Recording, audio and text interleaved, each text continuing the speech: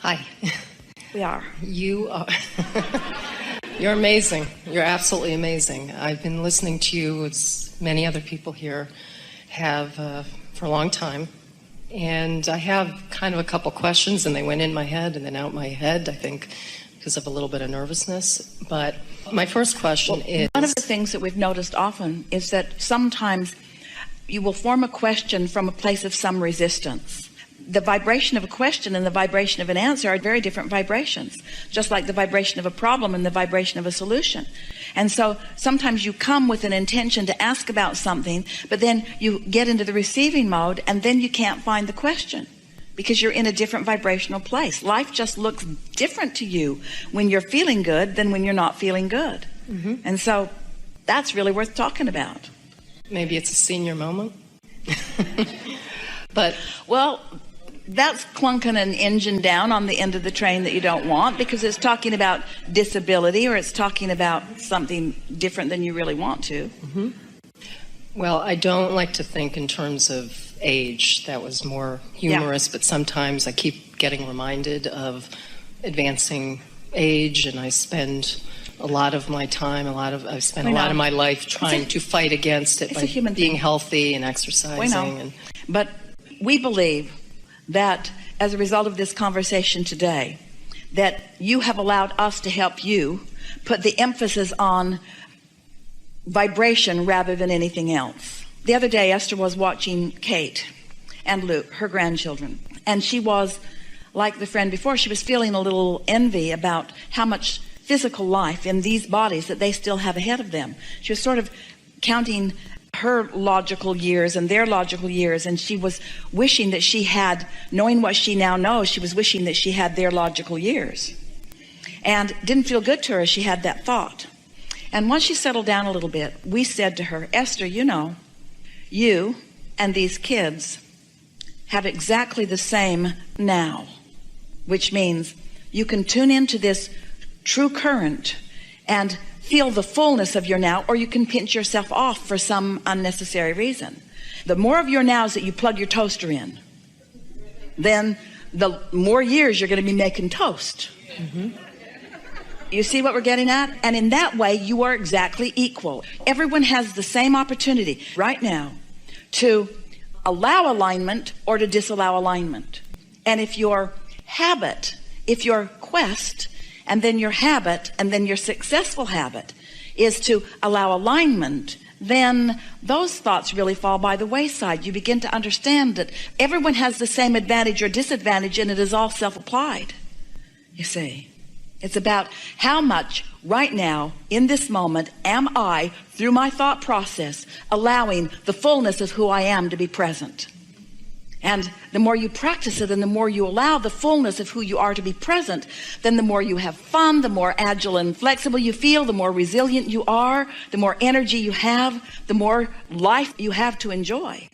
Well, that's loaded, and I believe and agree with all of that. Yes. My basic struggle, and I think it's for much of my life, and I'm starting to realize that I've created... Before you go further, do you understand that you couldn't have a struggle if you weren't pulling back against the inevitable that your inner being knows? Struggle is every single time you pulling against what you've asked your inner being to hold for you. Mm-hmm. Ooh, don't you like knowing that? So you're on the end of this tug of war, and it's a struggle. But it wouldn't be if your inner being weren't trying to pull you in the direction of who you really are. So if you'll let go of the rope, your inner being will take you right to everything that you've asked for. You could stop the struggle right now. You're the only one struggling, not you. You, in your humandom, are the only aspect of you that is struggling. Is it possible, and I know in conventional psychology, and I'm not a psychologist, but in conventional, what I understand it to be, they talk about a subconscious. So I'm trying very hard on a daily basis. I listen to your tapes. I try to think the positive thoughts and focus on the feelings. There's always something that yanks me back. Is there something running in my background? For this reason, certainly you do have thoughts that are running in the background. We're not saying that that is not true.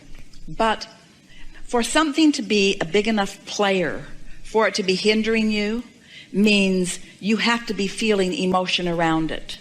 So if it is so subconscious or unconscious that you're not feeling anything around it, then it's not a big enough player to be affecting your experience at all. Don't you like knowing that? It isn't that there are subconscious or unconscious thoughts that are hindering you that you just don't know about. It's that you're willing to put up with thoughts that feel negative. That's what's going on. You're willing to put up with thoughts that don't feel good. Esther catches herself in one every now and again, every day. In other words, you can't live life without seeing something that you have a somewhat response to. But these days, as she has a response to it, she will say to herself, well, that was unnecessary. That was unnecessary. And just acknowledging that it didn't feel good, and therefore that she would like to make a better feeling choice, helps her to make a better feeling choice at earlier stages, so that the momentum doesn't carry her more into thoughts that then she can't control, that she needs a good night's sleep or a nice solid meditation or something to change the trajectory of the thought. What do you do if, you're trying that every day, but you have, I have a very, tough mind. I get annoyed with myself because it's like I'm trying to focus on something and something pulls me back. And I don't always know what it is. And I have some major goals that I want to achieve. And I know I can't be focusing on the lack of them. So I feel those. Put it in softer terms. Rather than saying, I have a very tough mind that sometimes works against me, say instead, maybe if it feels better, I am a very good focuser. I'm a good focuser. And what I focus on, I allow the momentum to grow until that focus carries me. But I could choose what I focus upon more carefully. And then follow it up by saying, this will really help you a lot. In every moment that I am focused, my inner being is focused on the same thing with me. So you meet someone. Just now, after our conversation, Esther met yet another person in the kitchen who was insistent that she shouldn't be there. She caught Esther just as she was going in the door. And she said in a very commanding voice, you're not allowed in there. And Esther said, well, I've talked to several people who have been allowing me. And so this is my last trip through. And she said, I'll go get my boss.